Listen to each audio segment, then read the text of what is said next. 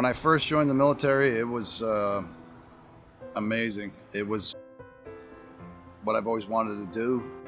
It was probably the best thing that ever happened to me. My career aspirations were serving in the military until retirement, and then moving on from there.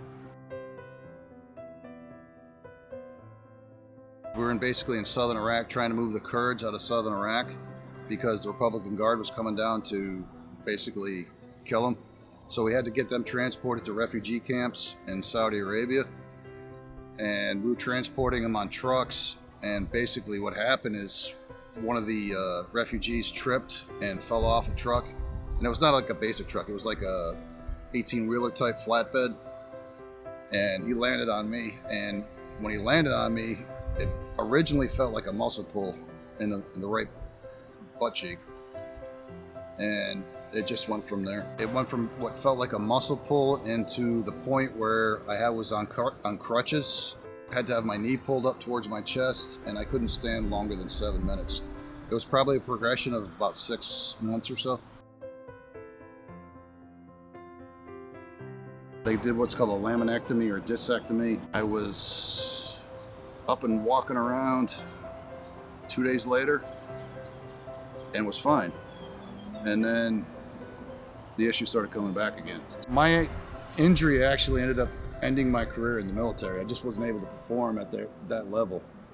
So I got out of the military, I was medically discharged, and then I went over to the VA system. It's progressed to where it's actually gone into what they call nerve ablations. It's somewhere from 12 to 12.5 needles in my spine, and they have to pre-numb you before they stick them in there.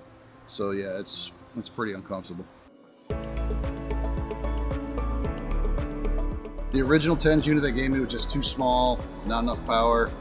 It was only 2-channel as opposed to this one that's 4-channel, which works great. It gets the whole lower back. There's points where I have trouble walking. I do a couple of treatments with this thing, go to bed, and the next morning I wake up, I'm okay.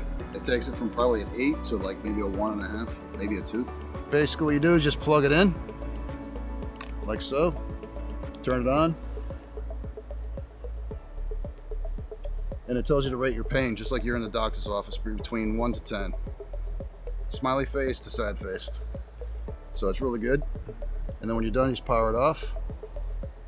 And it has different options. It's like 4 different treatment modes. There's muscle treatment first, and then pain relief later. I was having to do the ablations about every 12 to 14 months.